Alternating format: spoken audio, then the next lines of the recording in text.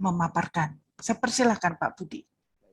Terima kasih Ibu Susilawati, Pak Prof Budi, ini senior kami yang mohon maaf ya Pak Prof baru bisa hadir pada kesempatan ini. Assalamualaikum warahmatullahi wabarakatuh. Selamat pagi Bapak Ibu semua. Jadi saya memperkenalkan, saya Budi Kartiwa, bekerja di Balai Kelimat, Balai Penelitian Agroklimat dan Hidrologi, di bawah Balai Besar Sumber Daya Lahan Pertanian. Dulunya adalah namanya LPT. Saya bekerja di KLT Hidrologi, sehingga banyak bekerja berkaitan dengan hidrologi dan juga irigasi. Pada kesempatan ini saya mau menyampaikan hasil beberapa kegiatan kami paling banyak di tahun ini terkait yang tadi saya sampaikan, riset penelitian inovatif kolaboratif. Hanya saya menekankannya ada dalam sisi desain terkait pengelolaan air, karena di Kementan upaya yang kita lakukan adalah bagaimana meningkatkan indeks pertanaman dari yang rata-rata yang 1 kali menjadi 2 kali atau bahkan 3 kali. Dan di situ memang kunci utamanya adalah penyediaan air. Kadang memang air terbatas atau tersedia tapi belum ada teknologi yang bisa diterapkan di tingkat petani. Mohon izin Bu Moderator untuk share bahannya.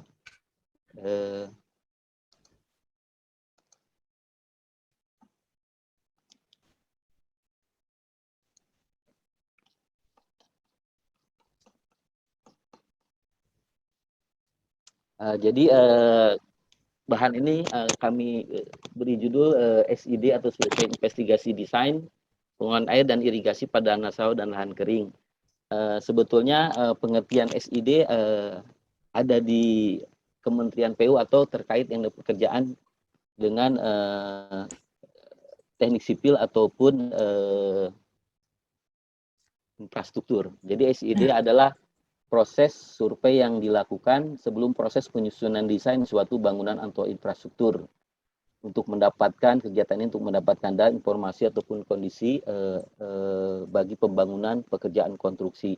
Nah, biasanya dalam pekerjaan di lingkup Kementerian PUPR ada survei lanjutan atau desain lanjutan, yaitu DED, Detail Engineering Design. Jadi sebetulnya ini produk dari konsultan perencana untuk membuat sebuah gambar perencanaan yang detail, dan dari sana nanti bisa dilaksanakan oleh konsultan pelaksana. Jadi perbedaan SID dan DED itu pada tahap pelaksanaannya. Jadi DED merupakan lanjutan dari SID. Nah, di Kementerian Pertanian berdasarkan juknis atau pedoman teknis yang dikeluarkan oleh Dirjen PSP, SID biasanya di situ apabila dikerjakan oleh konsultan sudah mencakup juga desain yang sudah bisa diimplementasi. Biasanya contohnya SID mengenai perluasan sawah atau juga misalnya terkait pengembangan irigasi. Ini banyak kegiatan-kegiatan Kementan yang memang baru. Misalnya ada food estate di Humbahas di Sumatera Utara terkait pengembangan untuk hortikultura.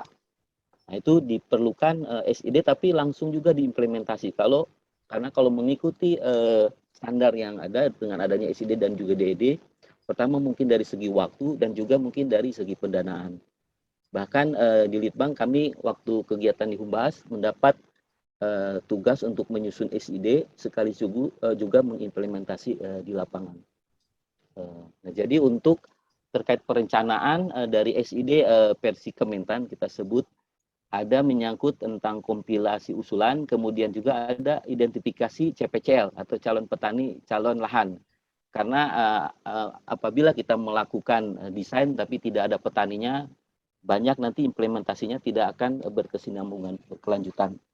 Kemudian survei dan investigasi calon lokasi, kemudian pembuatan desain yang layak untuk contohnya nanti dijadikan sawah baru, serta nanti desain tersebut akan menjadi pedoman dalam pelaksanaan misalnya untuk perluasan sawah. Nah, terkait survei investigasi pengelolaan air dan irigasi sawah dan lahan kering, ada beberapa hal. Yang pertama, terkait survei, yaitu survei identifikasi potensi air, baik potensi air permukaan maupun potensi air tanah. Kemudian juga survei foto udara. Hal ini penting karena kita ingin mendapatkan tutupan lahan saat ini dan juga dengan tingkat kedetailan yang memadai untuk membantu kita dalam menyusun desain. Karena kalau berdasarkan cita satelit, resolusi yang diperoleh kurang begitu tajam begitu, sehingga kita membutuhkan survei dengan foto udara. Dan juga nanti kita bisa menyusun digital surface model dari hasil cita foto udara. Kemudian survei CPCL, berikutnya ada survei topografi, yaitu untuk penentuan titik tinggi atau spot height, terutama dari permukaan sumber air hingga permukaan lahan. Kemudian juga titik tinggi untuk infrastruktur existing dan juga informasi yang lainnya. Nah, data topografi ini bisa membantu untuk dalam penentuan nanti spesifikasi pompa, contohnya.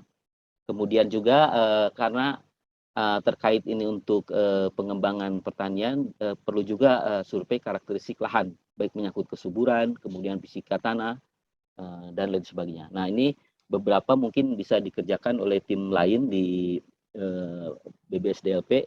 Tim kami dari Balai Timah fokus ke dalam terkait sumber daya air dan juga desain irigasi. Nah, untuk identifikasi potensi air, kita untuk permukaan ini sebelum kita menetapkan luasan yang bisa kita airi, sangat penting untuk mengidentifikasi potensi aliran sungai ataupun parit kecil. Ini ada beberapa contoh yang kami lakukan di tahun ini, identifikasi aliran di lokasi food estate di Humbahas, Sumut, kemudian juga di Sumba Tengah food estate juga, dan juga di lahan kering masam. Itu terkait kegiatan RPK yang kami lakukan di Lampung. Ini contoh dari hasil yang kami identifikasi di Humbahas beberapa waktu yang lalu, sudah diimplementasi tahun lalu sebetulnya. Jadi di sini ada beberapa titik sumber air kita identifikasi, dan juga sekaligus kita bisa mengukur berdasarkan pengukuran topografi beda tinggi. Sehingga dari sana kita menetapkan spesifikasi pompa agar sumber air bisa dimanfaatkan. Nah, karena mempertimbangkan topografi yang sangat ekstrim di Humbahas ini, konsepnya adalah kita membuat kolam penampungan dalam bentuk embung yang kita lapisi geomembran. Kemudian air kita angkat dari sumber air yang berada di bawah permukaan lahan sampai kedalaman 20 sampai 25 meter. Nah, untuk identifikasi potensi air tanah, kita perlu melakukan apa yang disebut dengan survei geolistrik, yaitu teknik dengan memasang elektroda dari logam, misalnya dari kuningan, yang akan kita aliri aliran listrik. Nah, dari sana kita akan mendapatkan data resistivity atau hambatan, dan dari data resistivity tersebut kita bisa mengidentifikasi jenis batuan. Jadi untuk air atau aquifer itu berada pada nilai hambatan sekitar 4 sampai sekitar 100. Jadi dari sana ada dua metode dengan geolistrik ini, ada yang 1D ataupun ada yang 2 dimensi. Nah, sebagai contoh, data hasil survei geolistrik 1 dimensi hanya berupa stratifikasi batuan dengan nilai kedalaman, kemudian juga nilai resistivitasnya, dan tentunya geologinya berdasarkan nilai hambatan. Tapi kita tidak tahu berapa luas atau lebar dari aquifer yang kita identifikasi, tapi kita bisa memperoleh dari survei 1D ini kedalaman dan juga stratifikasi batuan.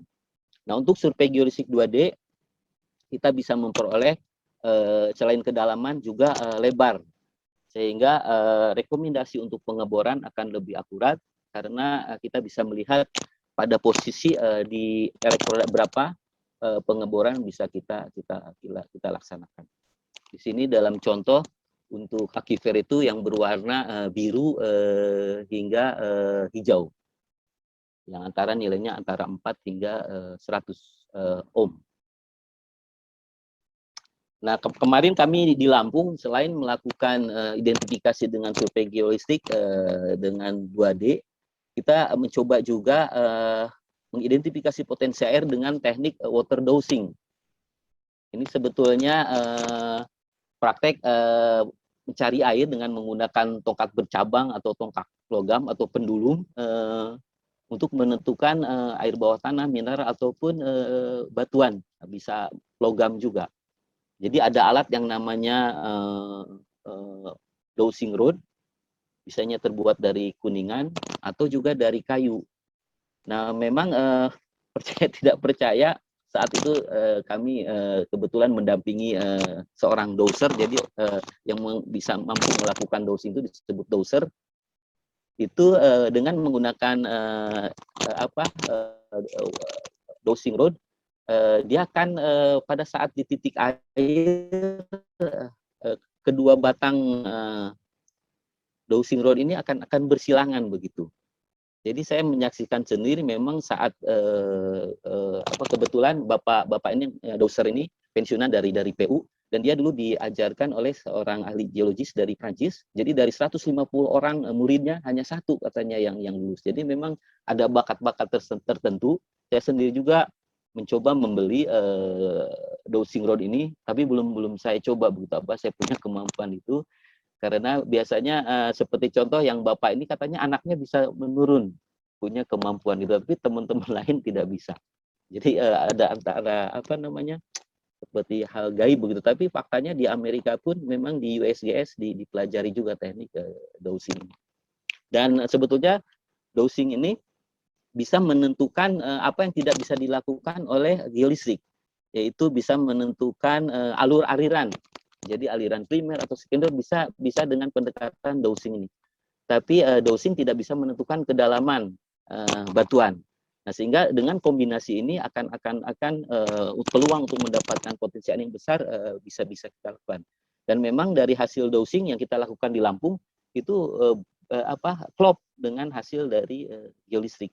Dan kita sudah lakukan pengeboran. Memang kita belum lakukan pumping test, tapi potensinya lumayan besar dari pengurasan. Nah, berikutnya survei untuk terkait SID ini adalah survei foto udara, karena untuk mendapatkan citra yang cukup resolusi tinggi kita menggunakan drone. Nah, ada drone jenis quadcopter, cuman dengan durasi terbang hanya 20 menit, 1 kali terbang, luas cakupannya hanya sekitar 20-an hektar. Untuk 20 menit penerbangan kita lakukan di Lampung, di KSB, itu untuk luasan 100-200 hektar masih bisa memungkinkan. Dan memang hasil yang kita dapat dari kameranya cukup baik, dan dengan resolusi sekitar 5-6 cm per pixel. Nah, untuk yang data lahan-lahan yang luas, tentu kita tidak bisa menggunakan drone quadcopter, kita gunakan drone fixed wing dengan durasi terbang 60 menit, 1 kali terbang, luas cakupan bisa 300-500 hektar. Ini ada 2 jenis yang kita gunakan pada survei sebelumnya. Ini ada yang dengan vertical take off and landing. Ini sangat penting di daerah-daerah yang landas tidak punya lapangan seukuran lapangan sepak bola. Seperti kami melakukan untuk pemetaan geospasial di Sumsel, karena banyak rawa. Jadi dengan VTOL ini hanya cukup luasan seukuran lapangan bola voli ataupun basket bisa melakukan penataan, atau bahkan luasan hanya cukup 4 kali 4 meter begitu. Nah, untuk yang ada lapangan terbuka bisa menggunakan drone fixed wing tipe yang dilempar, dan nanti pendaratannya dengan belly landing, dengan perut. Jadi pilihan-pilihan ini kita tetapkan dengan mempertimbangkan kondisi di lapangan dan juga luas cakupan. Tapi yang untuk drone quadcopter ini lebih mudah karena semuanya untuk penyusunan jalur terbang, ketinggian terbang dilakukan secara otomatis. Tapi untuk yang fixed wing harus kita susun dengan perangkat lunak yang open source. Nah, ini analisis citra foto udara. Jadi hasil dari citra foto udara drone berupa ratusan bahkan ribuan foto yang sudah ada georeference karena si pesawat kita pasangi GPS, dan yang untuk analisis tinggi, kualitas resolusi tinggi dan juga akurasi tinggi bisa kita pasang GPS RTK di dalam pesawat. Jadi ada analisa terkait dengan line foto ini adalah untuk mengkoreksi karena pada saat terbang karena ada pengaruh angin, pesawat bisa miring atau agak condong sehingga dilakukan line foto. Kemudian dense cloud adalah untuk mentransformasi data dari kita menjadi titik-titik spot height. Ada dalam satu foto ada 40.000 hingga 50.000-an titik yang nanti ada informasi ketinggian dari sana sehingga bisa untuk dianalisis menjadi data DSM atau digital surface model. Dan selanjutnya dari ribuan foto tersebut dengan software khusus kita akan gabung menjadi orthomosaik foto dalam satu frame yang sangat besar. Nah, ini contoh hasil dari analisis DSM di Kabupaten Humbahas, di Food Humbahas seluas 15 hektar yang kita kembangkan. Jadi bisa terlihat di sini ada torehan-torehan dari drainage network yang itu akan menjadi pertimbangan kita dalam menyusun desain. Dan kebetulan karena akurasi yang cukup baik dari hasil citra foto udara ini, kita bisa melihat kotak persegi ini adalah embung yang kita buat. Bisa terlihat dia membentuk rugosity kekasapan begitu. Ini saat kita foto sudah dilapisi dengan geomembran. Dan dari sini dari embung sekitar 1.200 meter kubik kita bisa mengairi lahan 15-an hektar dengan gravitasi menggunakan sprinkler dan juga sprayer hose.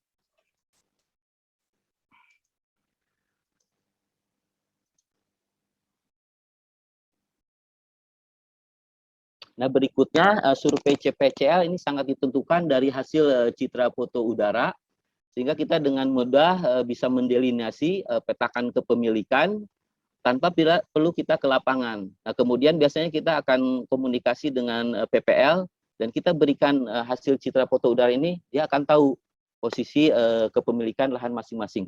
Sehingga proses survei CPC bisa cepat. Ini contoh untuk yang di Lampung, jadi sekitar 200-an hektar kita sudah delineasi dan kita serahkan ke PPL, dia nanti akan memberi informasi nama kepemilikan. Dan kemudian nanti dengan sosialisasi yang kita lakukan, kita akan memberikan arahan pada mereka apa yang akan gabung dengan kegiatan yang kita lakukan, sehingga nanti ada beberapa hal yang perlu disepakati bersama. Nah, untuk survei topografi ini juga penting untuk melihat kondisi elevasi dari sumber, yaitu sumber air dan juga lahan. Kita menggunakan GPS real-time kinematik yang memiliki akurasi tinggi. GPS kinematik ini memiliki dua GPS, yang satu sebagai base, biasanya dipasang di tripod, dan yang satu sebagai rover untuk bergerak menghitung elevasi. Nah, ada dua metode terkait perekaman, metode N-trip, yaitu menggunakan jaringan internet pada daerah-daerah cocok untuk daerah yang ada jaringan internet paling tidak 3G. Itu nanti dari data satelit posisi geografis kemudian ditingkatkan akurasinya dengan data water level dari jaringan internet. Nah, ada juga yang menggunakan untuk daerah yang tidak ada jaringan internet, kita bisa menggunakan modul pengukuran dengan frekuensi radio. Ada yang radio internal, biasanya sekitar 1 kilo, atau dengan eksternal, bisa berapa kilometer. Tapi untuk menggunakan metode N-trip, pengukuran bisa 20-50-an kilo. Kita biasanya gunakan sebagai contoh, ini pengukuran di Sumbawa Barat, kita menempatkan base GPS-nya di atas bangunan hotel dan berjarak lapangannya sekitar 10-an kilo dari lokasi.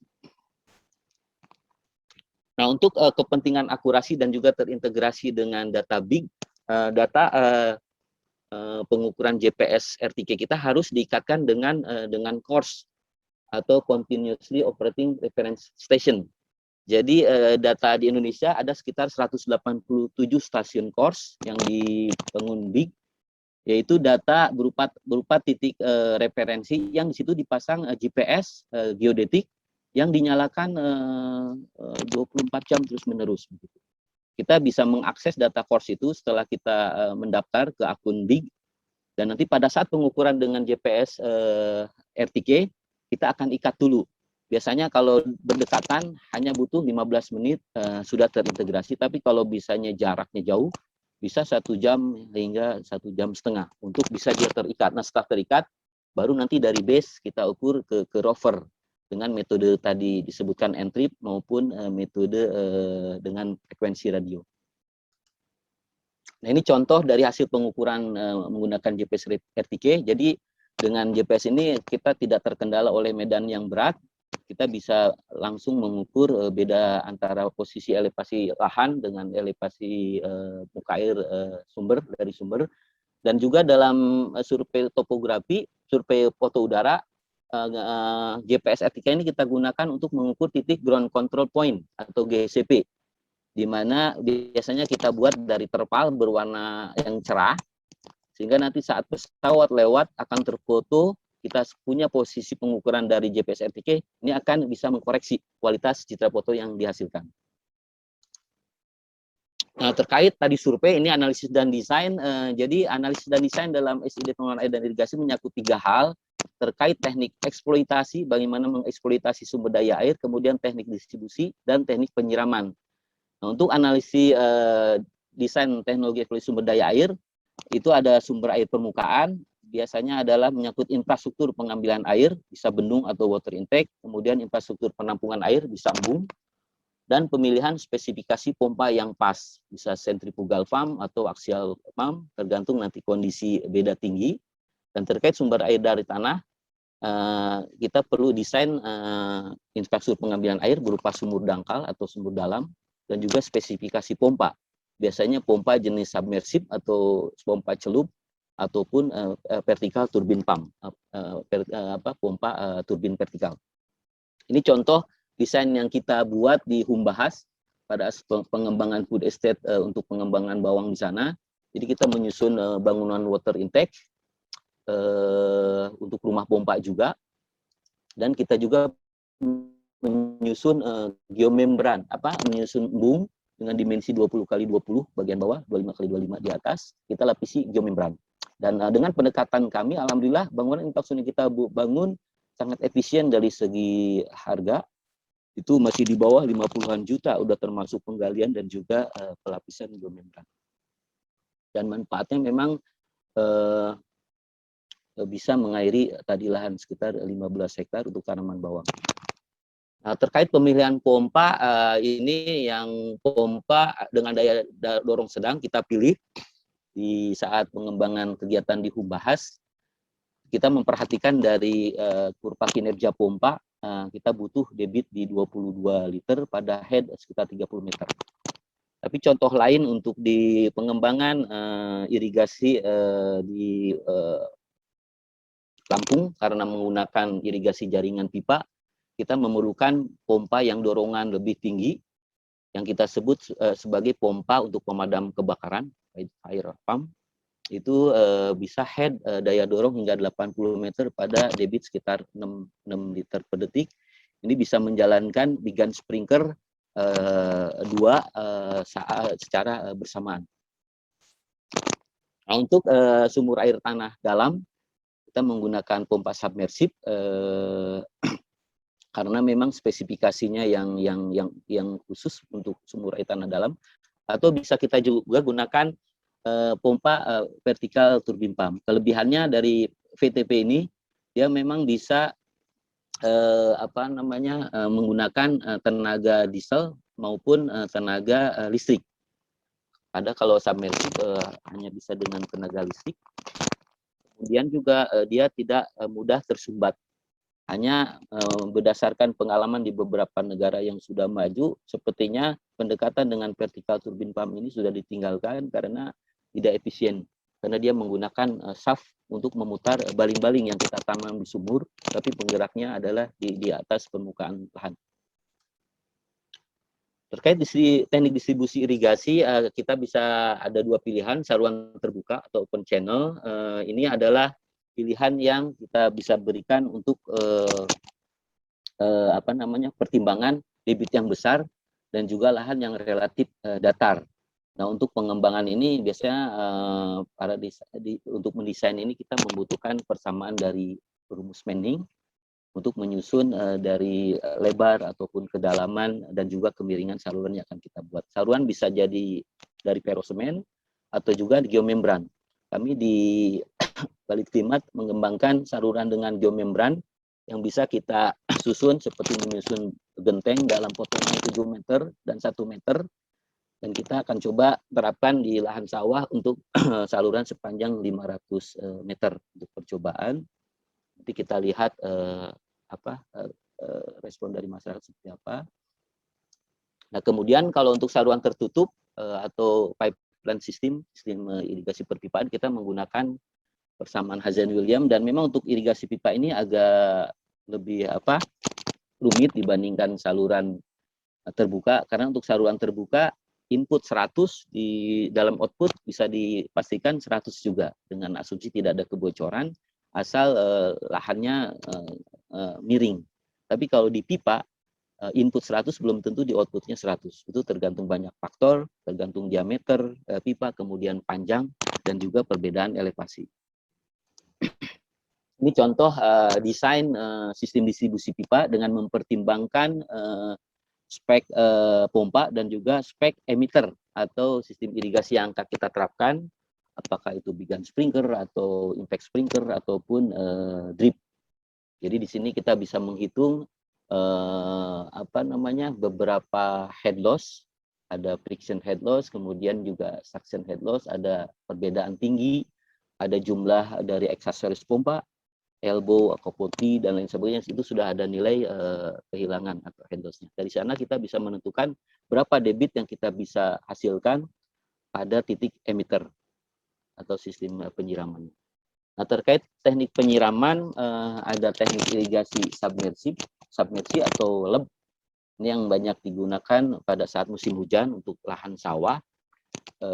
Ini jelas-jelas boros, cocok di daerah yang memang air sangat berlimpah.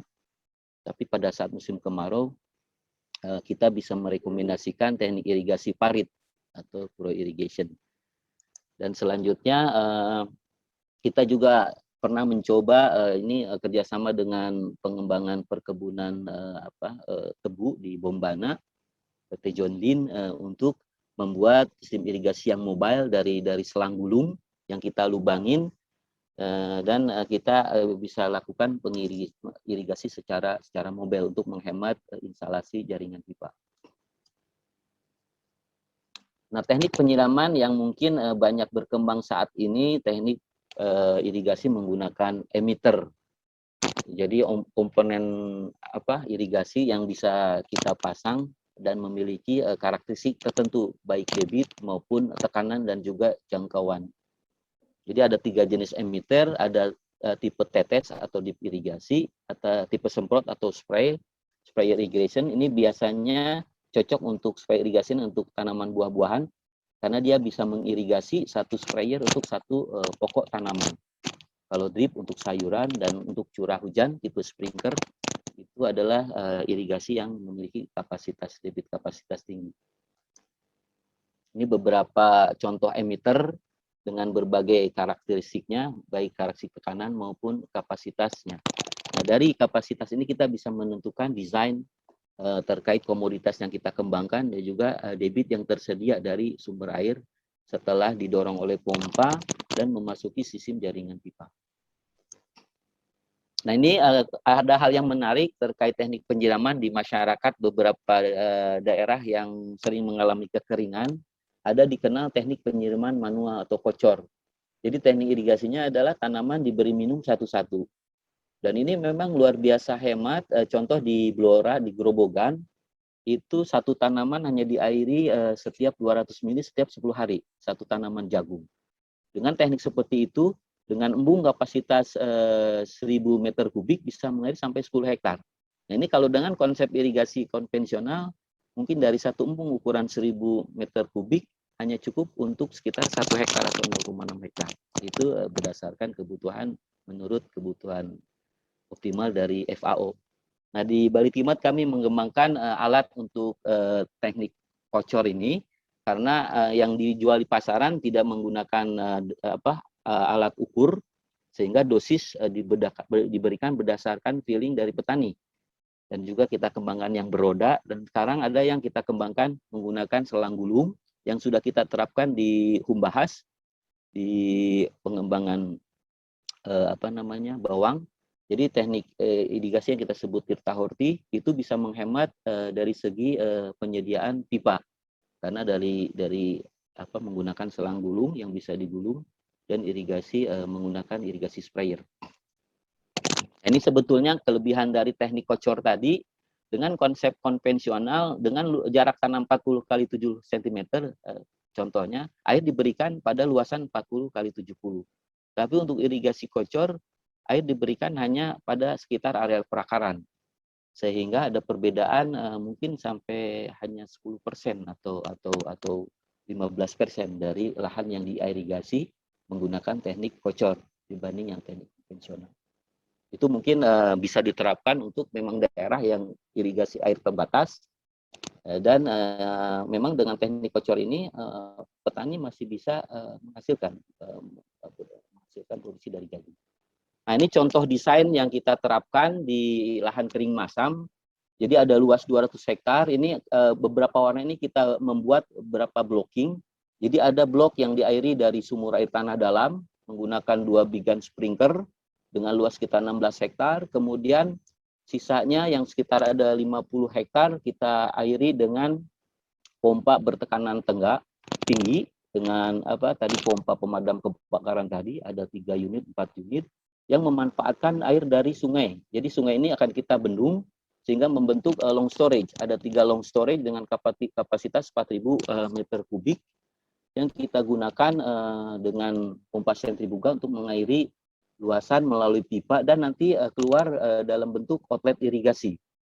Outlet irigasi ini adalah satu paket aksesoris pipa, ada stop run, kemudian juga ada konektor untuk dihubungkan dengan selang gulung dalam bigan sprinkler. Jadi untuk teknik di sini luasan ini ada sekitar 14 bigan sprinkler nanti yang akan beroperasi secara paralel dengan menggunakan ada sekitar 7 pompa sentrifugal dan 1 pompa submersif dari sumur air tanah dalam. Sebetulnya kemarin kita akan membuat 3 sumur air tanah dalam karena ada potensinya, tapi karena pertimbangan anggaran, jadi kita hanya 1 saja dan sisanya kita memanfaatkan air dari long storage. Ini contoh aplikasi di lahan ini kita menggunakan pompa tekanan tinggi atau fire pump. Kemudian nanti dari ujung ini ada jarak sampai 600-800 meter. Ini sebelum dikoneksikan dengan selang gulung yang terintegrasi dengan bigan. Ini contoh bigan langsung dua unit dengan luasan lebih kurang sekitar 9 kali pindah untuk mengairi lahan seluas 1 hektar.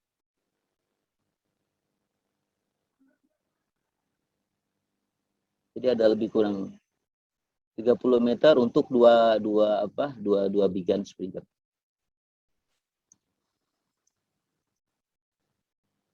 Ini contoh lain di Kabupaten Sumbawa Barat, Kabupaten Sumbawa Barat. Jadi di sana ada beberapa sumur yang sudah dibangun PU, tapi sepertinya memang pemanfaatannya untuk air minum. Tapi setelah kita identifikasi potensi airnya cukup besar, dan kita bersurat kepada BWS di sana, karena keinginan masyarakat bisa juga memanfaatkan air tanah di sana. Ada sekitar 3 sumur air tanah dalam yang hanya baru dimanfaatkan untuk domestik. Kemudian kami membuat juga pengeboran ada lebih kurang 2, dan kita ganti pompanya dengan pompa berkekuatan tinggi untuk menjalankan bigan. Jadi hitungan kita 1 pompa submersif untuk menjalankan 2 bigan sprinkler. Ini sekitar mungkin 100 hektar di lahan Sumbawa Barat. Nah, ini contoh penerapan desain dari irigasi kocor tadi. Jadi di sini ada lahan 10 hektar. Ini warna biru ini adalah embung yang berukuran lebih kurang 1.000-1.200, dan kita hubungkan dengan pipa menggunakan pompa untuk mengisi tampungan-tampungan air dari bis beton yang kapasitas 1.000 liter. 1.000 liter. Jadi untuk luasan satu bau atau sepertiga hektar itu ada sekitar 3. Jadi 1 hektar ada 9 tampungan air dengan kapasitas 3.000 liter. Dan ini dengan teknik seperti ini kita menggunakan alat yang kita kembangkan dengan tirta mini bisa mengairi 10 hektar. Karena memang faktanya di kita banyak dibangun embung, tapi rupanya di musim kemarau banyak larangan dari pemerintah di sana untuk dimanfaatkan oleh petani apabila menggunakan pompa. Karena dengan pompa, dengan teknik irigasi konvensional, embung yang ada akan habis untuk hanya 1 orang atau 2 orang petani. Tapi dengan teknik irigasi kocor ini untuk 1.000 meter, 1.200 meter kubik bisa sampai 10 hektar untuk tanaman jagung. Dengan teknik kocor, jadi satu tanaman diairi satu-satu. Dan memang kalau di Grobogan sudah biasa mereka membayar orang untuk melakukan penyiraman secara manual. Ini perhitungan jumlah kebutuhan dari bak tampung untuk luasan beberapa skenario luasan. Jadi untuk 9 hektar katakan ada sekitar 50-an, 42 tampungan. Ini contoh SID yang beberapa kita lakukan, pernah kita kerjakan terkait revitalisasi daerah irigasi rawa. Jadi kita diminta PSP, waktu itu kita melakukan survei quick assessment. Kemudian kita diminta beberapa rekomendasi terkait pengelolaan air di lahan rawa, daerah irigasi, pengadaan pompa, kemudian juga ada pembuatan pintu dan sebagainya. Ini kegiatan kita waktu itu di lahan rawa Serasi. Ada waktu itu Badan dapat tugas untuk melakukan SID di 200.000 hektar. Jadi diberi waktu kita hanya 2 bulan. Alhamdulillah surveinya selesai dan juga desainnya bisa diselesaikan sebanyak yang desainnya itu 60.000 hektar dari 200.000 hektar yang kita survei. Contoh beberapa rekomendasi ada untuk kasus rawa atau program Serasi zaman Pak Menteri Pak Amran Sulaiman, itu ada untuk tipe luapan A.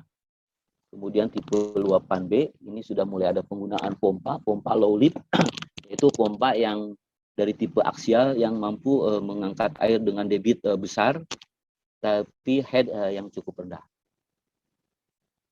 Ini kemudian yang untuk tipe C, mirip dengan tipe B, hanya ada beberapa tambahan dari saluran penampung air. Mungkin demikian Ibu Susilawati dan Bapak Ibu sekalian, Pak Prof. Budi, Pak Husnul dan Bapak Ibu sekalian yang disampaikan, mudah-mudahan nanti bisa untuk jadi bahan diskusi. Terima kasih sebelumnya. Assalamualaikum warahmatullahi wabarakatuh. Terima kasih Pak Budi, ya, menarik sekali presentasinya dan sudah banyak chat, ya, banyak chat. Ini mungkin saya bacakan langsung untuk Pak Sutan dan Pak Budi, ya. Yang pertama tadi dari Pak Surana dari NTB menanyakan tentang teknis itu tadi yang cari air itu dengan apa dosing itu. Menanyakan apakah ada tutorialnya gitu ya, mungkin itu bisa dijawab ya. Kemudian mengenai pertanyaan berikutnya mengenai penerapan irigasi bertekanan, ya, itu dipikirkan operasionalnya mahal, ya, apalagi di lokasi, apakah di lokasi tadi Bapak yang kemukakan apakah ada permasalahan tentang operasionalnya itu pertanyaannya. Terus bagaimana agar operasi itu bisa visible, ya? Itu yang kedua. Kemudian untuk Pak Slamet, Pak Sultan dan Pak Budi gabung, ya, sangat menarik. Izin bertanya kepada pemateri pertama Pak Sultan terkait smart vertigation. Apakah pernah dilakukan analisis business plan seperti perhitungan BC ratio itu ya, break even point-nya, ya, dan payback period-nya itu apakah ada pengalaman ya untuk tadi smart itu.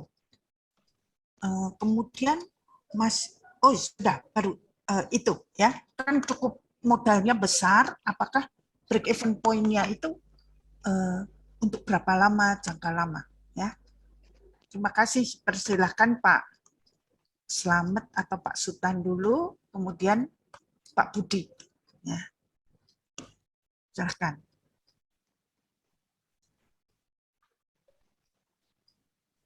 Yang jawab Pak Slamet atau Pak Sultan? Tes. Sebentar, nanti saya coba jawab dulu ya beberapa ya. Baik, mohon maaf suaranya agak serak-serak gitu ya.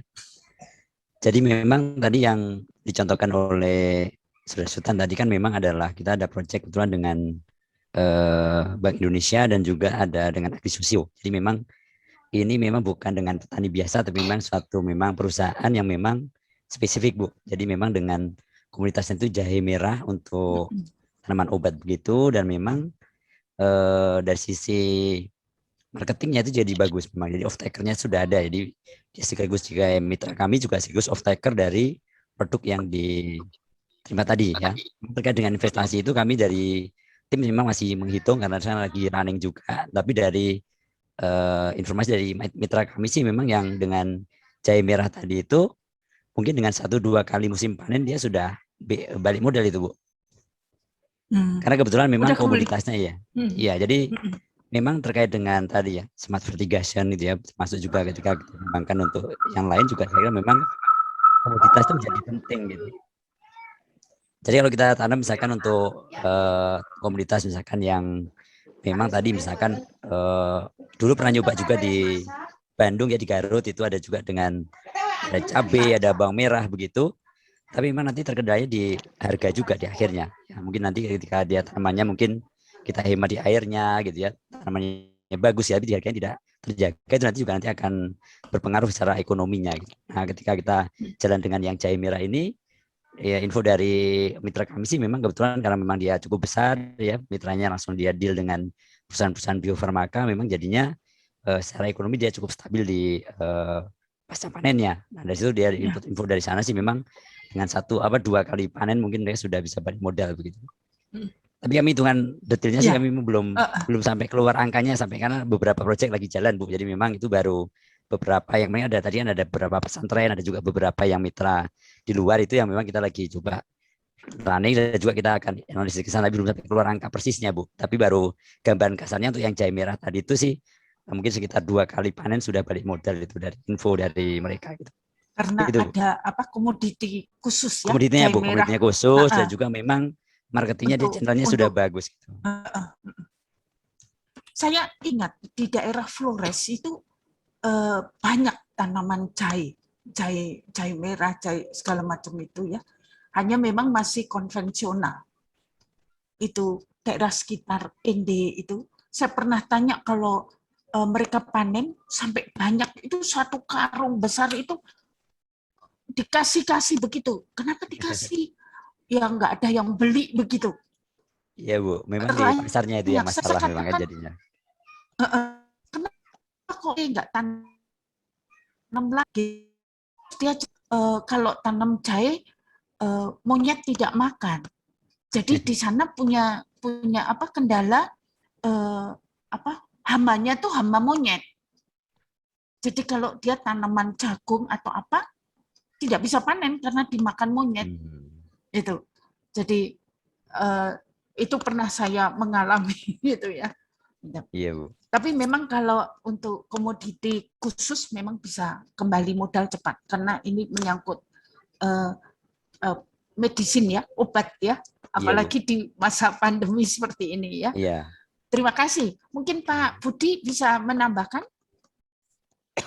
dari tadi ada pertanyaan. Ada beberapa pertanyaan ya Bu ya terkait yang dosing tutorial ini memang kalau kita ketik di YouTube misalnya dosing itu banyak orang-orang bule yang melakukan pengukuran dengan cara ini. Tapi memang sepertinya tidak ada tutorial yang khusus karena seperti penjelasan yang diberikan oleh doser yang saya kenal di Lampung. Jadi beliau ini sudah dikenal di perusahaan-perusahaan perkebunan itu sudah diminta kemana-mana ke seluruh Indonesia bahkan untuk melakukan dosing dan memang apa yang dia dapat itu terkadang mengkoreksi apa yang belum tuntas dikerjakan oleh hasil geolistik begitu. Memang percaya tidak percaya. Cuman itu tadi kata si bapaknya pun memang tidak ada tutorialnya ya. begitu. Jadi anaknya pun itu katanya bisa karena begitu aja alami begitu Bu, tidak diajarkan. Saya kebetulan ada cerita juga dari kawan di Lampung dari BPTP Lampung, dia pernah coba dan dia bisa katanya. Jadi bergerak si dosing rodnya itu mengikuti arah saluran irigasi.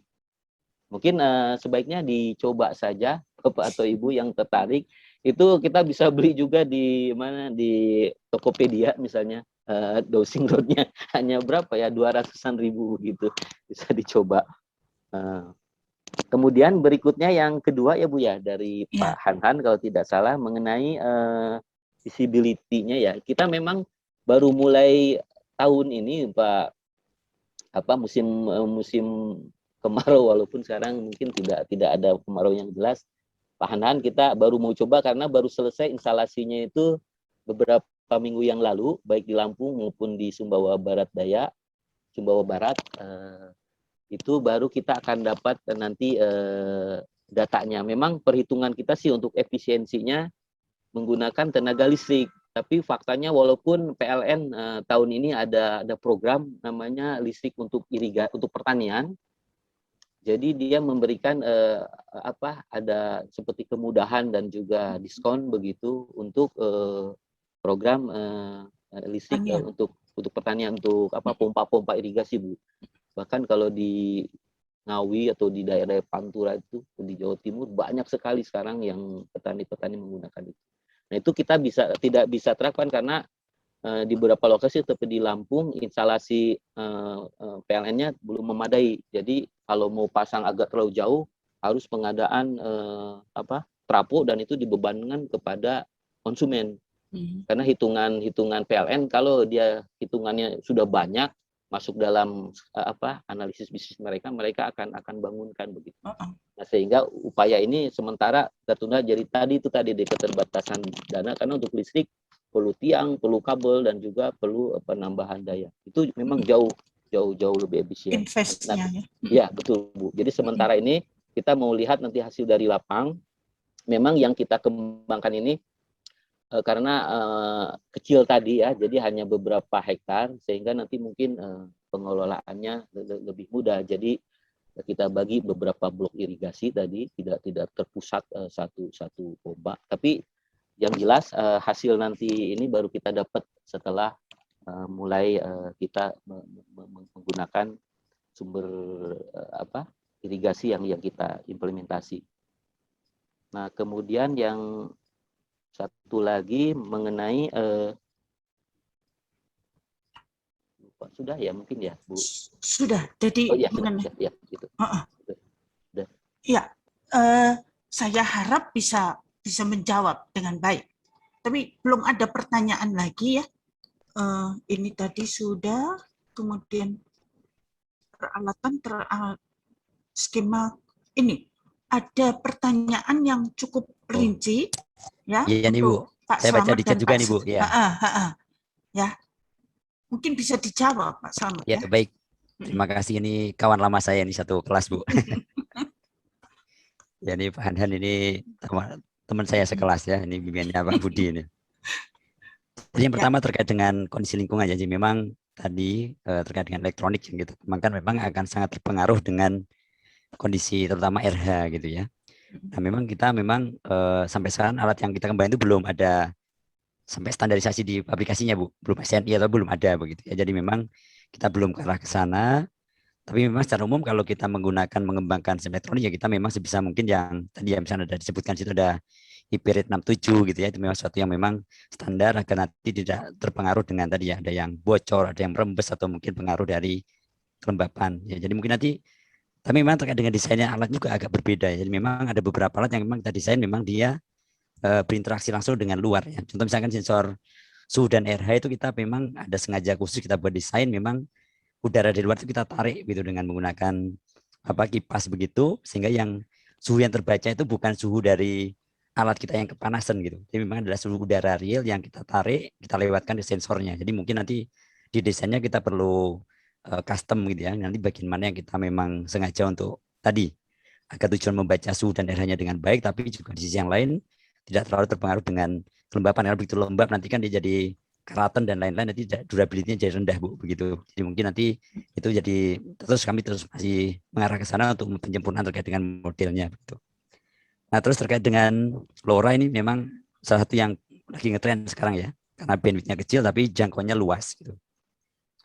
Nah, terkait dengan berapa banyak yang bisa di-handle tergantung dari data yang kita kirimkan juga, berapa byte yang kita kirimkan dari satu unit sensornya. Nah, semakin panjang, semakin besar datanya tentu yang kita bisa handle cuma sedikit.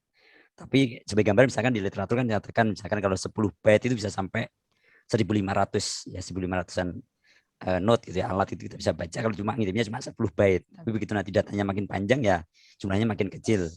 Tapi dengan sensor yang kita gunakan saya kira di lapangan nggak sampai sebanyak itu. Jadi sementara ini mungkin masih kita bisa gunakan LoRa dengan cukup baik begitu. Terus yang ketiga terkait dengan scaling up memang tergantung dari bitrate-nya ya, komunikasi kita itu berapa cepat begitu. Nah, kalau pengen jauh bitrate-nya kita buat lambat gitu. Nah, misalkan ada berapa tadi yang kami gunakan itu memang speknya sih harusnya bisa sampai beberapa kilometer, Bu. Nah, tapi masalahnya ketika beberapa kilometer kan dalam kondisi line of sight. Jadi kondisi yang tanpa penghalang begitu. Nah, sementara kalau di lapangan misalnya di kebun atau mungkin kita pakai di greenhouse itu kan udah kehalangan banyak greenhouse dan seterusnya. Nah, pengalaman kami coba di greenhouse dan juga di kampus ya, kita coba dari lapangan direktorat ya, ada beberapa pohon-pohon bangunan begitu yang harusnya bisa berapa kilometer cuma kita bisa dapat sekitar mungkin 500-an meter lah satu titik. Tapi misalkan datanya jauh kita juga bisa menggunakan model multi hub, jadi satu titik ketemu dengan titik yang lain baru nanti nyambung lagi sampai ke servernya, bisa juga model seperti itu.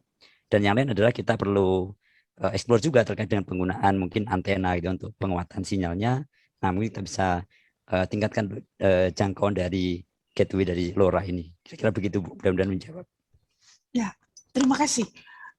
Saya beberapa waktu lalu itu mengikuti webinar diaspora, ya. Itu di Jepang ada warga negara Indonesia, Yosafat Tetuko, orang Solo, itu mengembangkan radar. Jadi semacam untuk itu yang bisa tembus penghalang. Mungkin Pak Sutan yang sedang di Jepang bisa kontak begitu. Itu bagus itu. Bisa diaplikasikan juga untuk keperluan ini saya rasa ya. Mungkin Yosafat itu kok mungkin bisa disetting nanti akan ketemu. Ini sifat Tetuko, Bu ya?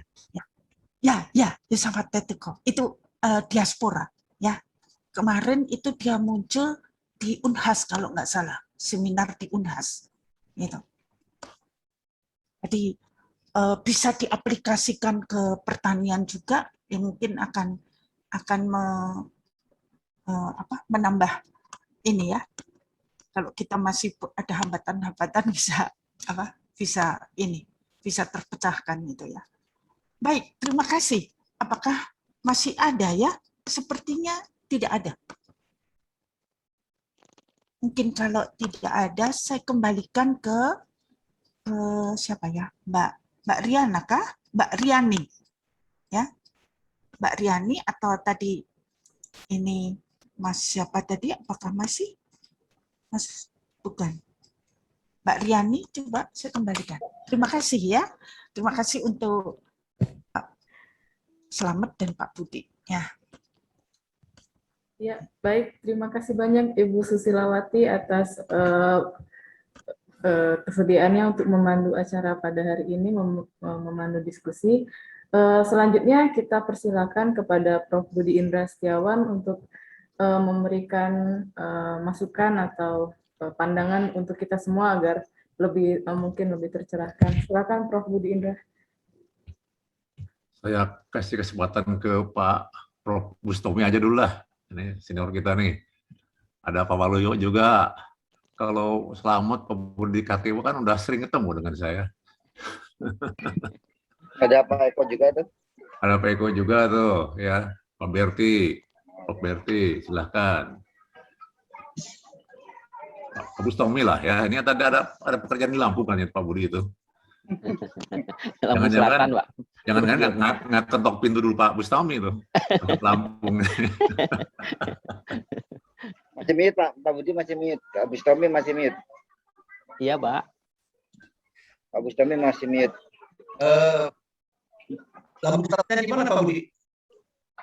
Apa, Bapak? Maaf, Pak. Lokasi Lampung Selatannya di mana? Di ini, Pak, di Karangjati, Pak. Kecamatan Karangjati, Desa Bandar Harjo ya? Oh, Bandar Jaya. Bandar Jaya, ya. Lampung Tengah ya? Iya. Ya, Lampung Selatan, Bapak.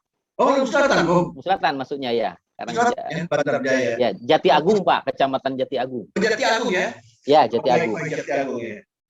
Tuh. Ya, Terus saya sebetulnya lokasi ini Bapak dari Pak anggota DPR apa namanya? Aspirasi ya, lokasi aspirasinya Pak Oh, iya, Ketua Komisi ya, Ketua Komisi. Iya, iya. Rupanya kawan saya juga lagi, Pak Tusi lagi di Jati Agung juga Bu, ini merencanakan untuk sistem yang hampir serupa gitu. Mungkin kalau dia hadir mungkin bisa Siap, diskusi Bapak. dengan Pak Budi. Dan lokasi Jati Agung. Baik, bagus. Ini kelihatannya ini keterpaduan berapa ilmu ini. Ada teknik sipil, ada pertanian dan komputer, luar biasa ini. Bagus sekali. Selamat, apa namanya, semangat terus ya Pak Budi untuk menemukan ilmu baru. Siap, Saya siap ini Bapak. Terima kasih Pak Saya ini Prof. sudah kelihatannya sudah udah penuh, jadi untuk mengikuti teknologi baru ini sudah mulai agak ini kaptek gitu ya. Siap, Sementara siap. Pak Waluyo aja lah yang masih muda-muda. Siap Pak Prof. Ya.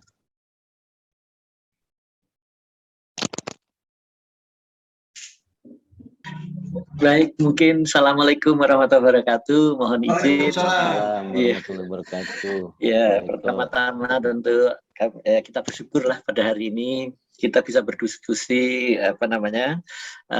hal-hal yang memang saat ini betul-betul menjadi perhatian kita, yaitu dalam rangka penyediaan air baku ya untuk irigasi. Ya, dari beberapa pembicara tadi walaupun saya agak telat namun insya Allah sedikit-sedikit nyantol lah begitu ya. Kemudian mungkin Bapak dan saya ingat sekali ini Pak Budi Kartiwa ini juga pernah Pak kami berdiskusi. Ya, Pak Prof. Selamat siang Bapak. Ya, kita pernah Pak. diskusi ya di Ya. di Balai Irigasi waktu itu kalau nggak Ya, salah. betul ya. Bapak. Ya, Alhamdulillah mungkin apa yang kita diskusikan juga waktu itu juga berjalan ya Pak ya, insya Allah. Ya, insya Allah Pak. Ya, amin. Dan mungkin saya ingin memberikan informasi Bapak tadi juga sudah disampaikan Pak Budi Kartiwa. Dan juga kebetulan kami tahun lalu ya mendapat tugas juga dalam rangka pengembangan Humbahas ini ya di Kabupaten Humbahas food Ya. estate istilahnya Food estate ya. Pak, ya, food estate. Food estate untuk Kabupaten Humbang Bang Hasundutan. Hasundutan ya. Betul ya. Oke, Ya, terima betul, Pak. kasih. Nah, kemudian dari situ rekan-rekan kami yang di Balai Besar Wilayah Sungai Sumatera II ditugaskan untuk mengembangkan itu dengan apa namanya, pertama dengan tentu sesuai dengan tugas dan fungsinya adalah membangun embung, dan dari embung ini kemudian ditransmisikan dengan pompa menuju ke suatu titik-titik sprinkler. Waktu itu ditugaskan dengan sprinkler. Kenapa waktu itu dengan sprinkler? Karena dalam kerangka untuk mengembangkan mengembangkan untuk UMKM penyedia. Jadi memang kami tentu dalam hal ini kalau untuk pengembangan produknya tentu Kementerian Pertanian. Jadi kami ditugaskan dalam rangka penyediaan air baku, dan waktu itu memang dianjurkan untuk bagaimana UMKM ini bergerak waktu itu. Oh ya, akhirnya kami. Namun demikian saya juga kurang tahu akhir-akhir ini kok ada informasi lagi katanya sprinkler dalam arti ini untuk tidak sesuai dengan beberapa komoditi. Saya juga kurang tidak mengikuti ya, mungkin dari Bapak Budi bisa memberikan informasi kenapa kok ada beberapa lokasi dari sprinkler tersebut diganti disuruh mengganti dengan irigasi semacam irigasi tetes atau apa begitu ya. Nah, ini mungkin apakah memang benar bahwa mungkin sprinklernya yang kurang cocok atau atau pancarannya terlalu keras atau bagaimana sehingga tidak cocok dengan beberapa komoditi pertanian. Kami tentu kami tidak berwenang untuk menjawab itu ya, karena yang di sini yang ditugaskan ke kami adalah bagaimana air baku tersebut bisa tersampai. Nah, mungkin apakah itu karena kondisi itu. Namun demikian insya Allah dengan kerjasama yang baik, saya rasa ini bagus sekali. Contoh dari food estate Humbangan Sundutan ini sangat bagus sebagai contoh pemanfaatan teknologi penyediaan air baku bagi komoditi pertanian, katakanlah demikian ya Pak ya. Kemudian yang kedua tadi juga disampaikan Pak Budi Kartiwa ini adalah irigasi di daerah rawa ya. Permasalahan yang paling pokok di irigasi daerah rawa ini paling utama ternyata memang adalah kondisi keasaman ini yang memang terus terang jujur aja kami pada saat ditugaskan dalam hal ini memang yang paling pokok adalah keasaman. Apapun masalahnya ternyata keasaman itu sendiri ya, baik di airnya maupun di tanahnya. Nah, ini menjadi masalah ya. Jadi jujur saja memang kami belum bisa mengatasi secara secara sustain, secara berkelanjutan bagaimana ini mengatasi permasalahan asam baik airnya maupun tanahnya. Tapi kalau tanah memang kami kami percayakan kepada Kementerian Pertanian ya. Kalau nggak salah waktu itu sudah ada dengan dolomit kalau nggak salah. Ya, pengapurannya dolomit. Waktu itu saya ngeliat karungnya tertulisnya dolomit. Dolomit dan sebagainya itu dalam rangka pengapuran peningkatan asamnya menjadi sedikit basah. Nah itu, sedangkan ini yang air ini yang memang waktu pH-nya. Nah, waktu itu dicoba dialternatifkan adalah dengan pencucian semacam ada washing ya, ada aliran yang bisa mencuci air ini mencampurkan atau mencuci air yang tadi yang awalnya bersifat asam paling tidak pelan-pelan menjadi relatif mendekati netral, walaupun masih belum netral juga. Namun demikian upaya ini mungkin Pak Budi bisa memberikan informasi alternatif yang mungkin bisa kita kembangkan sehingga dua pokok permasalahan utama ini di irigasi rawa itu bisa terpecahkan. Insya Allah demikian. Mungkin itu yang bisa kami informasikan ya permasalahannya. Mungkin bisa monggo Bapak Ibu sekalian kita mungkin Bapak Budi bisa menyampaikan atau memberikan informasi yang diperlukan. Terima kasih. Wassalamualaikum warahmatullahi wabarakatuh. Waalaikumsalam. Baik, terima kasih Prof. Eko Winar. Ini mohon maaf masih ada pertanyaan, mungkin untuk Pak Budi Kartiwa dari Thalia Syafira.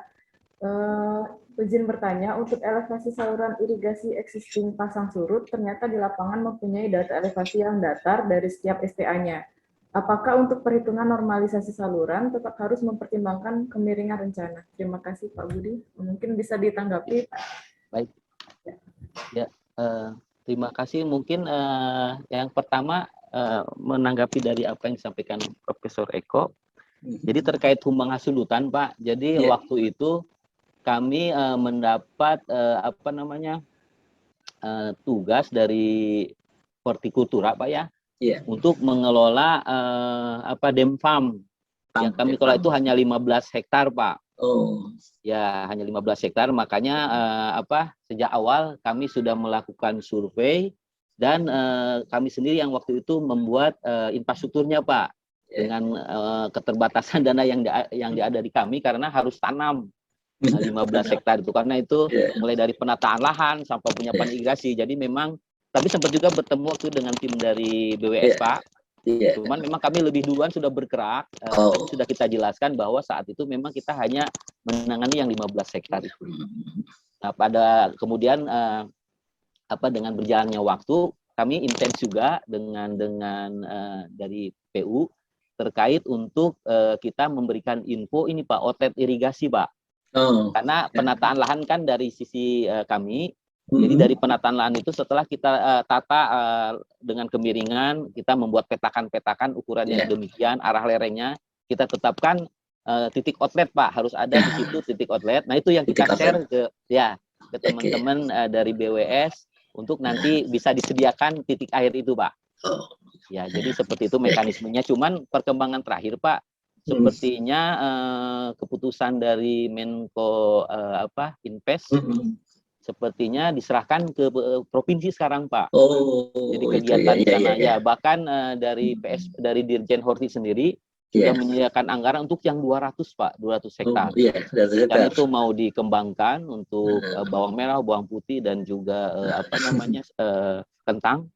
Tapi ternyata dialihkan ke pemerintah provinsi, sehingga sampai saat ini kami tidak tahu, Pak, perkembangan di sana. Yang jelas lahan yang tadi kita tanami bawang sekarang sudah jadi paku-pakuan lagi, Pak, katanya infonya.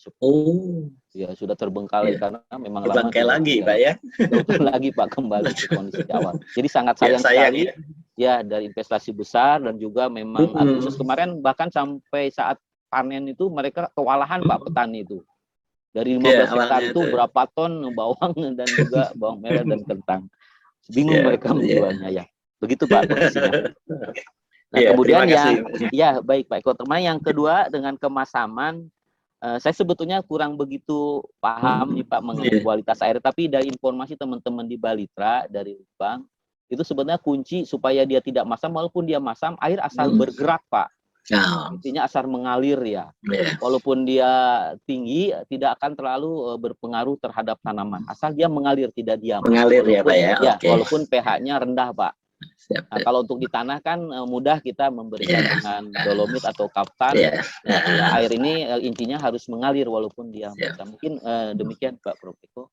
Baik, terima kasih, Bapak. Sama-sama, Pak. Sama-sama. Mungkin bisa tanya Pak Budi, untuk kemasaman air itu selain air bergerak, apakah harus terbuka sehingga ada oksidasi begitu?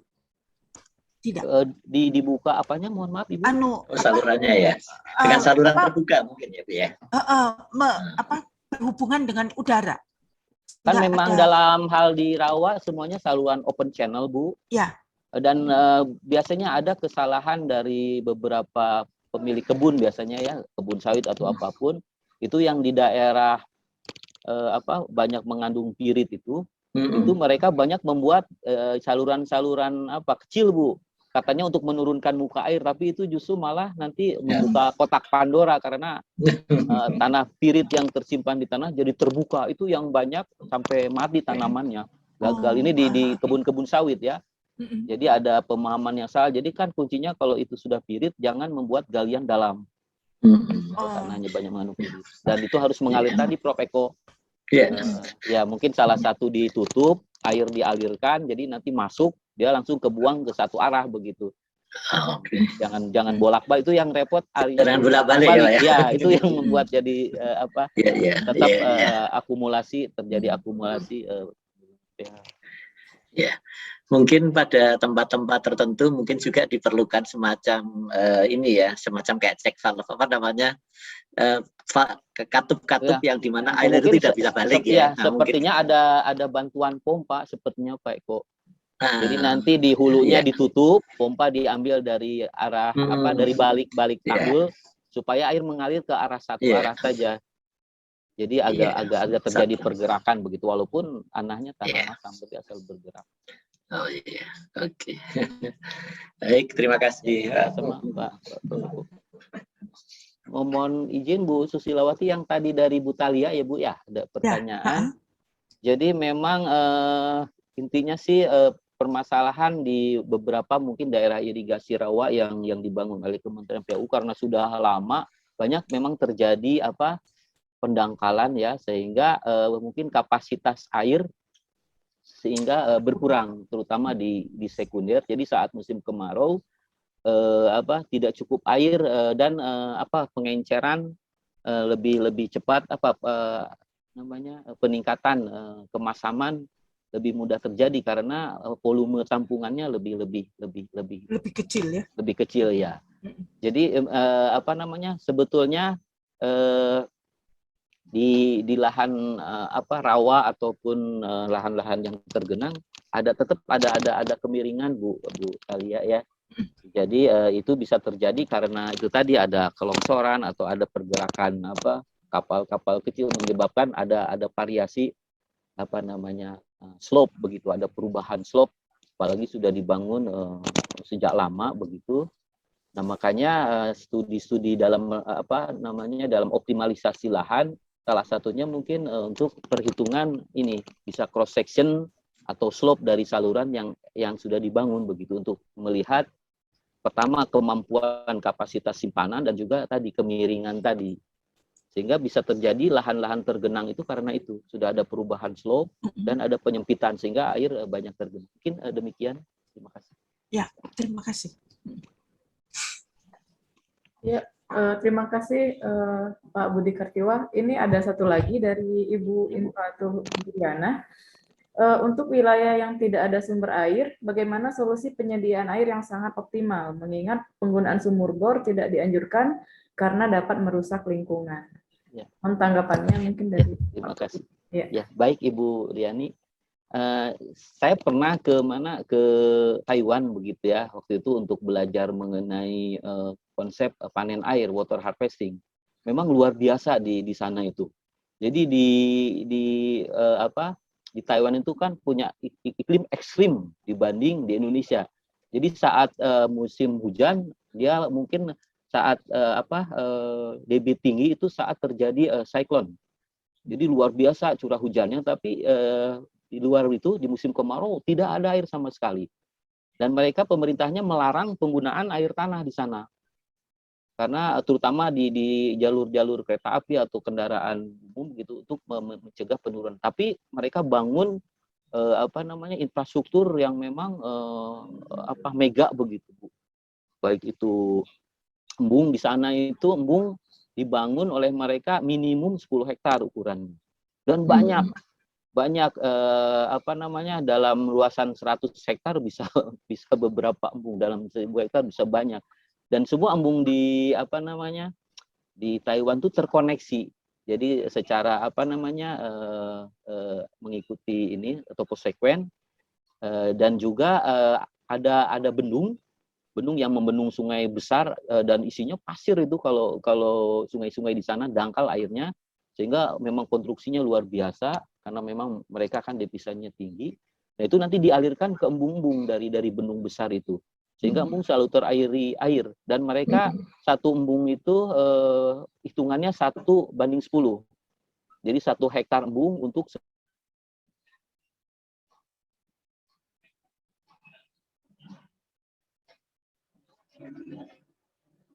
memang tidak ada sumber air, dan apalagi ada larangan pemanfaat itu yang sebetulnya kita bisa manfaatkan dengan water harvesting. Cuman kendalanya water harvesting di kita itu menggunakan lahan milik petani.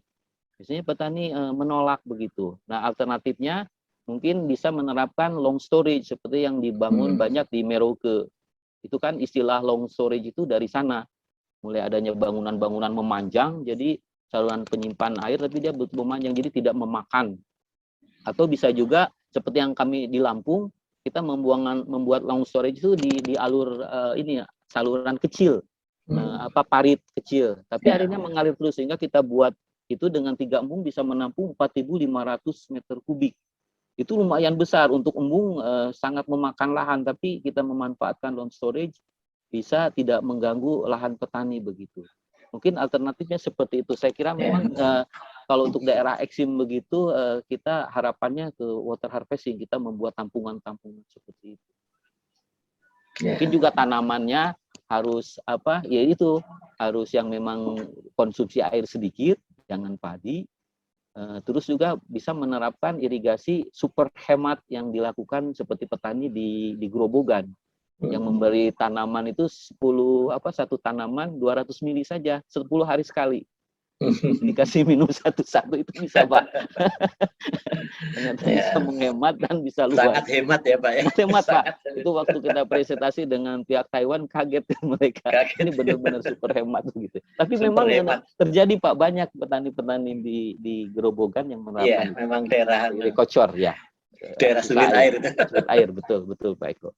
Makasih, mungkin begitu, Bu Dian. Oke, baik. Terima kasih banyak Pak Budi Kartiwa. Ini mungkin Bu Juli, kebetulan tim dari Unsri ini Pak sedang menyusun SID untuk optimasi lahan irigasi lahan rawa. Mungkin dari Bu Juli, silakan Bu langsung menyampaikan mungkin bagaimana. Baik, terima kasih Bu Riani, terima kasih Pak Budi, ya, Bu. Pak Kartiwa, Pak Budi Indra, Pak Bustomi, Bu Susila. Mohon izin, jadi tadi seperti yang disampaikan oleh Pak Budi bahwa untuk wilayah-wilayah yang sulit air, salah satunya bisa dengan rainwater harvesting, Pak ya. Tapi tadi juga kalau rainwater harvesting, karena memakai lahan petani, biasanya petani keberatan dengan hal tersebut. Ya, dan memang saat ini Pak kebetulan kami dari Unsri itu sedang bekerja sama dengan Dinas Pertanian, itu sedang melakukan SID juga Pak untuk optimasi lahan rawa. Nah, kami menemui kesulitan untuk wilayah-wilayah yang tidak ada sumber air, karena seperti kata Bapak tadi, kemudian kami juga terkendala karena ruang lingkup infrastruktur yang bisa kami desain itu hanya untuk saluran sekunder ke bawah, Pak. Iya, betul. Seperti tadi long storage juga, kalau long storage-nya juga mungkin cara mengalirkan dari long storage ke sawah-sawahnya itu juga mungkin bagaimana kira-kira yang solusi yang seperti itu Pak. Kalau misalkan tadi long storage, kira-kira long storage yang bagaimana yang lebih pas untuk dibangun? Barangkali Pak Budi bisa menambahkan Pak. Iya. Baik. Gimana? Langsung Bu Riani? Terima kasih. Silakan Pak. Mangga tanggapi Pak. Ini sebetulnya pernah kami ada kegiatan di Karawang ya Bu ya, di sistem irigasinya PJT 2. Jadi ada di dalam daerah irigasi itu kan ada daerah-daerah untuk pembuangan begitu ya. Jadi air buangan itu yang kita manfaatkan untuk dijadikan sebagai long storage. Jadi kita membuat bendung, tapi bendungnya tipenya tipe stop log atau tipe squat balok. Jadi saat musim hujan dilepas, tapi pada saat musim kemarau kita tutup begitu. Itu sangat membantu yang di Karawang untuk menambah luas tanam. Ini juga yang kerjasama dengan dengan Taiwan waktu itu. Jadi kita memang tidak melakukan penggalian, tapi memanfaatkan fungsi drainase menjadi sebagai fungsi penyimpan. Tapi itu tadi tipe bendungnya jangan tipe bendung yang diulir begitu ya, pintu ulir, tapi memang pintu squat balok. Salah satunya itu Bu. Tapi mungkin juga kalau ada cekungan-cekungan alami begitu bisa juga dimanfaatkan sebagai tempat-tempat penampungan. Ya, sepertinya begitu. memang dilematis juga kalau di Taiwan itu sepertinya memang pemerintah yang membeli lahan masyarakat kemudian dijadikan embung begitu, sehingga memang tidak ada yang dirugikan dan memang sebetulnya kalau Taiwan kan dari kontribusi dari dari subsektor lain begitu ya, dari manufaktur begitu, tapi untuk membantu petani, jadi tidak terbatas anggaran. Di kita itu tadi paling yang bisa dilakukan memanfaatkan cekungan-cekungan alami atau saluran drainase, tapi mungkin tentunya harus seizin dari BWS ataupun Kementerian PUPR, Bu. Karena yang di PJT itu kita berizin juga saat itu ke PJT, Jasa Tirta II, untuk membuat infrastruktur memanfaatkan air drainase itu, air buangan. Jadi pada saat kemarau bahkan bisa gravitasi tanpa perlu pompa karena skot baloknya bisa kita atur, nanti dia masuk ke lahan-lahan sawah. Demikian. Terima kasih. Terima kasih banyak Pak Budi, terima kasih banyak Bu Riani, benar-benar sangat bermanfaat dan bisa kami masukkan dalam saran-saran kami nantinya. Terima kasih Bapak. Terima kasih banyak Bu Juli dan Pak Budi Katiwa. Ini silakan Prof Budi, sepertinya dari tadi pengen ngasih ini tanggapan Pak. Mangga Pak, silakan Prof. Makasih Bu Riani, Pak Husnul kayaknya udah muncul tadi. Ya hari ini kita mendapat ilmu ya dan pengalaman yang bukan main berharganya dari teknologi tinggi ya sampai teknologi kocor ya Pak Budi. Ya artinya kita punya banyak option sebenarnya untuk mengatasi atau memberi air ya yang cukup tanaman, banyak optionnya gitu. Jadi kenapa kok kita masih belum bisa mandiri juga ya? Air juga banyak, air itu banyak ya. Lahan juga ada yang kering, ada yang basah, tapi lebih banyak yang normalnya sebenarnya daripada yang basah yang kering sebenarnya, Budi ya. Iya betul, Bro. Sebenarnya kan. Kenapa kita kok nyari tempat bermain tuh yang susah-susah gitu loh. Tadi kan ke Sumatera Utara, susah banget, mahal banget. Akhirnya kan nggak kewalahan juga gitu. Kenapa harus ke sana? Ya kan? Pergilah ke lahan basah, rawa lagi. Udah tahu itu tempat bermain susah. Ada asam, ada air, ada flatland. Iya. Ya, akhirnya kita kewalahan juga gitu loh. Lahan kering lagi tadi, Pak Budi kocor-kocor ya. Ya oke lah ya, karena masih banyak orang kan yang mau berjalan. Sampai kapan itu? Mungkin angkatan berikutnya nggak mau gitu. Itu paling orang-orang yang memang artinya nggak ada pekerjaan lain selain itu. Tapi kalau tadi ada Pak Sultan sama Pak ini ya, melihat begitu, pasti mereka pengennya begitu kan pasti. Ya, jadi kita tuh kayak begitu ya. Dan perlu juga diingat Pak Menteri PUPR kan udah kemarin ngasih tahu kurang lebih kita punya lahan baku sawah itu kan 7 hektaran gitu ya. 7 juta Pak. Ya 7 juta ya. Dan irigasi teknis itu sebenarnya 1 juta, tapi dengan membangun dam-dam itu hanya 2 juta gitu Pak Eko ya. Jadi itulah 2 juta kalau jadi 2 kali tanam kan kurang lebih 4 juta sebenarnya kita kan. Teknis loh itu. Ada damnya, ada salurannya, ada infrastrukturnya, segala macam kan. Dan itu mahalnya bukan main ya. Tapi satu sisi juga artinya jelas masih kurang dibandingkan dengan negara maju Pak Budi ya. Masih kurang. Gitu. Tapi juga kita membangun lagi yang baru, sementara yang sudah ada kan perlu pemeliharaan, perawatan Pak Eko ya. Dan itu mahalnya bukan main.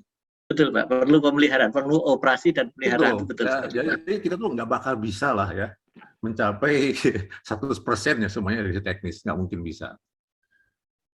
Jadi kalau kita lari ke infrastruktur lagi, membangun baru, kayaknya nggak bakal mungkin kita bisa mengejar ya.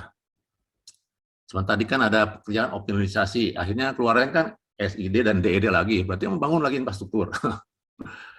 Ya, udah membangun infrastruktur dan perawatannya lagi. Beda dengan infrastruktur jalan tol, karena berbayar kan. Nah ini siapa yang mau membayar pemeliharaan OP itu siapa? Nggak ada. Nggak ada. Nggak ada. Jadi kalau larinya lagi SID, DED ke infrastruktur lainnya itu sama seperti yang kita kerjakan sampai sekarang ini. Nggak bakal maju-maju kita. Coba mau kemana lagi beberapa tahun-tahun gini. Ya tapi memang dari segi itu luasan dengan presentasi irigasi teknis kita masih lemah. Cuman kalau di Australia, di Jepang, di mana-mana itu subsidinya kuat karena memang devisanya besar dari non pertanian gitu loh. Nah kalau kita justru kalau kita lihat ekspor ya, ekspor kita kan pertanian kan paling besar dibanding lainnya. Ya tapi itu tidak melihat dari investasi kita. Ya kita ekspor beras, ekspor jagung kata kemarin ya. Tapi sebenarnya mungkin kita bisa harga bersaing tapi investasi kita besar sebenarnya. Beda dengan negara lain. Jadi menurut saya kita harus berpikir ulang ya dalam pengembangan infrastruktur. Karena saya 5 tahun kan di infrastruktur pertanian, Pak Budi ya. Tenaga ahli menteri loh bidang infrastruktur pertanian. Termasuk kita bisa membuat SID, DED dalam 2 bulan. Terbukti Pak Budi ya. Iya Pak. Kita bisa membangun gitu loh, asal ada uangnya. Tapi kembali OP-nya gimana? Siapa yang mengerjakan? Nah itu permasalahan kita itu. Kemudian juga penggunaan itu ya modern tadi smart itu ya kalau di kota-kota besar boleh lah ya karena memang resources-nya ya ada listriknya beli peralatan gampang tapi kalau mulai geser sedikit ke pinggir kota itu mulai kita kelabakan. Jadi memang artinya kita harus pinter-pinter ya memilih opsi apa yang harus kita kerjakan supaya sustain gitu. Ya, sustain itu pertimbangannya banyak ya, tetapi intinya untung kan gitu ya. Dan berkelanjutan, bukan hemat, bukan itu lagi, pokoknya hemat kan, tapi untung apa kagak gitu. Tadi ada pertanyaan BC rasio ya. Untung itu berarti kan skala ekonomisnya tercapai. Kemudian bisa bersaing dengan pasar. Kalau kita menggunakan peralatan tool dari luar itu kita ada jaminan bahwa tool itu akan datang ketika kita perlu menggantinya ya. Kadang-kadang kita repot kalau umpamanya tergantung pada produk dari luar negeri. Ya. Nah, itu juga jangan sampai kita ketergantungannya terlalu tinggi terhadap produk-produk impor. Itu harus pikirkan ke sana gitu ya, teman-teman ya. Makanya teknologi Pak Budi itu yang gerobokan itu memang harus sesuai dengan kondisi masyarakat Pak Budi ya. Iya betul Pak. Nggak ada yang mau Pak Joy satu-satu Pak ngasih ya. Kalau netapin ke situ ya nggak mungkin lah. Ya. Kan kita juga pernah mungkin Pak Eko juga pernah ya Pak Eko ya di pulau itu ya kita introduksi ya beli keluar enatif bagus hasilnya tapi kita tinggal kembali lagi. OP sekali lagi OP Pak. Jadi mohon jangan terlalu apa namanya istilahnya teknologi tinggi ya, artinya pilih-pilih lokasi yang memang karena juga bisa mungkin petani tidak mampu tapi mungkin industri pun juga ya dalam jangka panjang tidak akan mampu juga itu mengupgrade ya teknologi itu mengupgrade-nya itu. Jadi menurut saya tolong mulai mengkaji ya secara komprehensif ya jangka panjang bagaimana itu. Karena ujungnya lah kemarin adalah harga yang kita ya bisa jual itu berapa itu harus lebih rendah daripada harga pasar supaya keuntungannya tinggi, marginnya tinggi. Itu aja sebenarnya. Tapi menarik ya karena ini juga kita kan apa namanya exercise tadi ya setelah pikiran. Intinya begitu ya. Mari kita gunakan resources sebanyak mungkin yang ada dalam sekitar kita ya, sekitar kita yang dekat dengan kita. Jangan cari dari luar gitu lah. Kita bisa katakanlah di Sumut ya, tanam, tapi emiternya aja berdiri luar negeri gitu loh. Iya. Nggak mungkin gitu loh. Ya Bu ya. Ya pastilah jadi ilalang lagi gitu. Emiternya macet aja, kemana beli emiternya? Kan nggak bisa dirojok-rojok. Kalau mobil, motor masih bisa bengkel-bengkel ya, busi segala macam. Nah, emiter itu kan barang langka itu. Sprinkler, big gun segala macam itu kan barang-barang langka di daerah. Jadi itu hati-hati juga. Pengalaman kemarin. Tapi saya kira menarik ya, kita lanjutkan yang kita. Pak Eko kan bentar lagi ya, jadi dirjen ya, insya Allah. Minimal udah jadi sekjen kan ya, sekjen MHI kan. Itu pun tiba-tiba ditunjuk. Kan udah sekjen duluan kan, dirjen kan gampang. Iya, udah ada namanya Pak. Udah. Ya artinya saya optimis lah grup kita ini bisa berbuat sesuatu ya ke depan. Asal kembali ya Pak Budi ya, kalau ke Lampung gitu ya, ini ada profesor tuh, jangan sampai nanti, aduh tanah saya diacak-acak katanya. Jadi lucu Pak, yang di Lampung itu katanya lahannya masuk ke hutanan Pak, tapi sudah dibuka semua Pak. Jadi PSP nggak bisa bantu untuk infrastruktur masuk ke hutanan. Ya, lahan tuh konflik di mana-mana kan, Rocky Group ya kena konflik lahan itu. Iya Pak. Kalau nggak ada apa-apanya aman-aman, tapi kalau udah mulai produksi baru ribut orangnya. Iya Bro. Ya, saya kira gitu mungkin menarik sekali ya. Makasih Pak Budi ya. Mohon Pak Prof.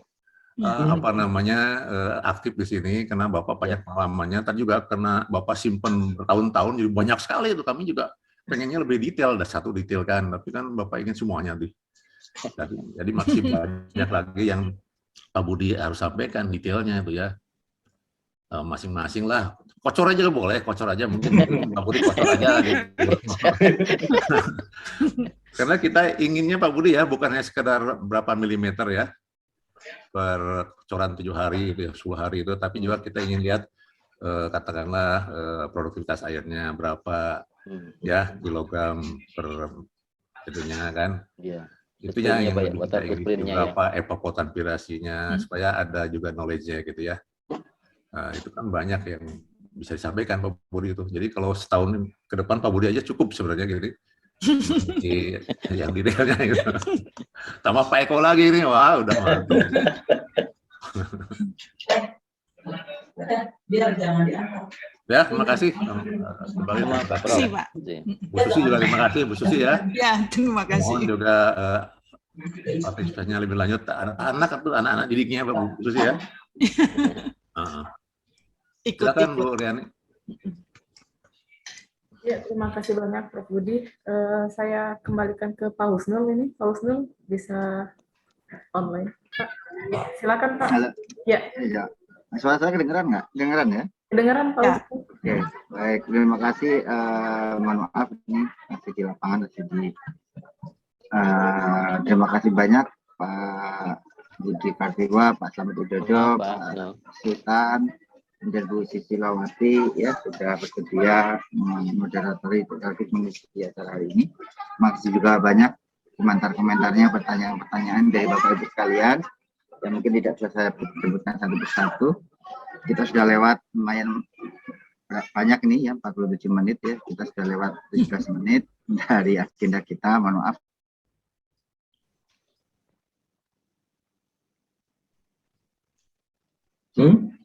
Mati lagi Pak.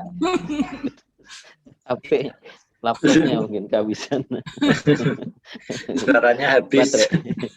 Ya, baterainya. Laptopnya Pak, baterainya mungkin habis. Sambil jalan. Ya. Halo. Oke. Ya, oke, maaf tadi sempat putus. Ya, ini kita kehabisan stop pembicara ini. Jadi kita belum ada pembicara untuk 2 minggu lagi. Mungkin ada saran dari Bapak Ibu sekalian ya, yang ingin berbagi sharing pengalaman di klub kita ini. Nah, kami persilakan begitu ya. Mungkin nanti kita bisa japri-japrian gitu ya. Ada yang bersedia untuk mengisi pertemuan 2 minggu berikutnya, dipersilahkan. Yang penting kita sudah punya moderatornya Pak Husnul. Oh ya, benar sudah ada ini ya. Moderatornya Pak Slamet atau Pak Budi Kartiwan. Atau Pak Sultan. Atau Pak Sultan dari apa Kyushu ya, Kyushu ya tadi ya. Baik. Baik, ini saya kira itu yang bisa kami berikan bersama. Mohon maaf kalau ada kekurangannya. Sehat selalu Bapak Ibu sekalian. Insya Allah kita ketemu 2 minggu lagi ya di acara meeting kita semua. Saya akhiri, bila taufik hidayah. Assalamualaikum warahmatullahi wabarakatuh. Waalaikumsalam warahmatullahi wabarakatuh. Terima kasih Bapak Terima kasih, sehat semua. Mohon izin live Pak. Izin live Pak. Ya. Terima kasih semuanya. Terima kasih semua. Terima kasih semua. Pak Waluyo. Kemarin muncul ya di KAI ya. Oh iya.